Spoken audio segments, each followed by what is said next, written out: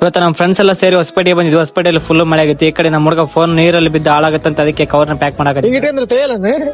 ನಿಮ್ ಹುಡುಗಿ ಫೋನ್ ಮಾಡಿದ್ರೆ ಅವಾಗ ಇಷ್ಟು ಮೋಡ ಐತೆ ಅಂದ್ರೆ ಮಳೆ ಬರೋದ ಗ್ಯಾರಂಟಿ. ಅದಕ್ಕೆ ನಮ್ಮ ಹುಡುಗರೆಲ್ಲ ಸೇರಿ ಗಾಡಿ ಸೈಡ್ ಹಾಕ್ಬಿಟ್ಟಿದೆ. ಈ ಕಡೆ ನಮ್ಮ ಹುಡುಗ ಎಲ್ಲ ಕಾಣವಲ್ಲ.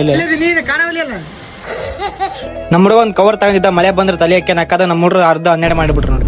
ಈ ನನ್ನ ಮಕ್ಕಳು ಅನ್ನ ತಿಂತಾರ ಏಳ್ ತಿಂತಾರ. ಇಲ್ಲಿ ಹುಡುಗರು ನಮ್ಮ ಹುಡುಗ ಕಿತ್ತಾಪತ್ತೆ ಮಾಡ್ತಿದ್ರ. ಆದ್ರೆ ಈ ಕಡೆ ನಮ್ಮ ಹೊಸಪೇಟೆ ಬ್ರದರ್ಸ್ ಇಲ್ಲಿ ಗಣಪತಿ ಮೀಟಿಂಗ್ ಮಾಡ್ತಿದ್ರು ನೋಡಿ.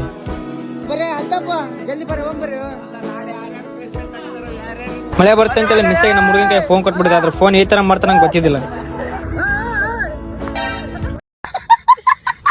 ನಾವು ಹೋಗ್ಬೇಕಾದ್ರೆ ರೂಟಿಗೆ ರೋಡ್ ಕ್ಲೋಸ್ ಮಾಡ್ಬಿಡ್ತಾರೆ. ಆದ್ರೆ ಬುಲೆಟ್ ಗಾಡಿ ಹೋಗ್ತಿಲ್ಲ. ಆದ್ರೆ ನಮ್ಮ ಹುಡುಗರು ಬಿಡ್ಬೇಕಲ್ಲ, ಆಕೆ ನೂಕಾಕತ್ತಿದ್ರು. ಆದ್ರೆ ನಂದು ಗಾಡಿ ಇದೆ, ಏನಾಗುತ್ತೆ ನೋಡಿ. ನಂದು ಬೈಕ್ ಬಂತ, ಆದ್ರೆ ಬುಲೆಟ್ ಬೈಕ್ ಬರ್ಲಿಲ್ಲ. ಇವತ್ತು ಹೊಸಪೇಟೆ ಡ್ಯಾಮ್ ನೋಡ್ಕೊಂಡ್ ಬರ್ಬೇಕಾದ್ರೆ ಮಳೆದಾಗ ಫುಲ್ ಈ ತರ ಆಗ್ಬಿಟ್ಟಿದ್ದೀವಿ.